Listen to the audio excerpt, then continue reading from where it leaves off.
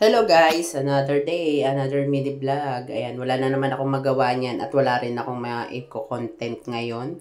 Kaya naisipan ko na lang magtanim.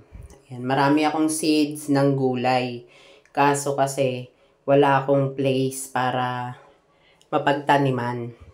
Kaya ginawa ko, yung mga bakante kong mga lata-lata, yan yung mga pinaglalagyan ko ng mga gulay-gulay ko, yung alugbate, meron akong mga tanim kasi nun. Pinagtatanggal ko na lang muna para makapagtanim ako ng another gulay. Nagtanim ako ng okra at saka sitaw. Ngayon, maghahanap pa ako ng mga kasi wala na rin maanuhan ng lupa rito. Kailangan pang bumili. Kaya may mga lalagyan naman ako. Yung mga pinaglagyan ng mga mineral, bote ng mineral. Kasi marami akong seed, katulad ng pechay, labanos, at meron din akong mustasa. 'Di ba? Kung wala lang rin kasi ako mapagtaniman talaga dahil marami akong halaman.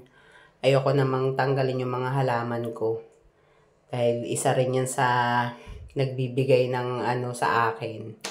Yung mga halaman ko, pag nakikita ko silang malago parang maganda na rin ang pakiramdam ko.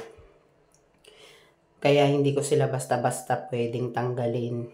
Kaya maghahanap muna ako ng mga lalagyan.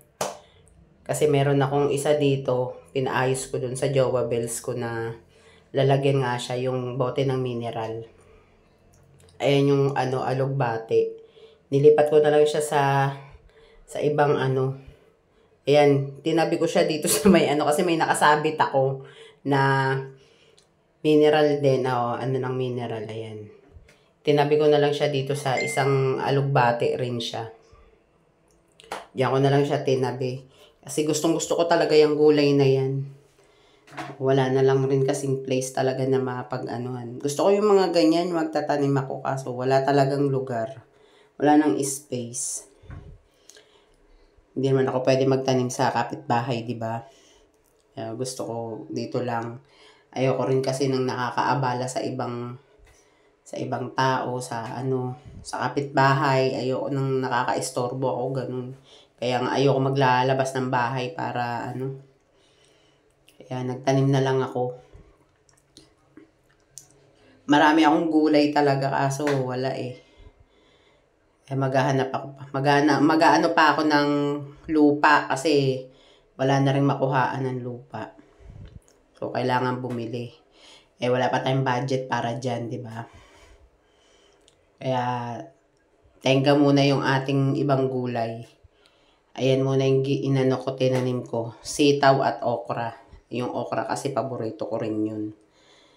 Gusto ko yun yung piniprito. Yan ang the best.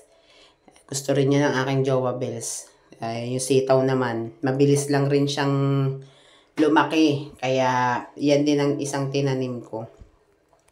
Kasi yung mustasa, masyadong yun. Thanks for watching, guys.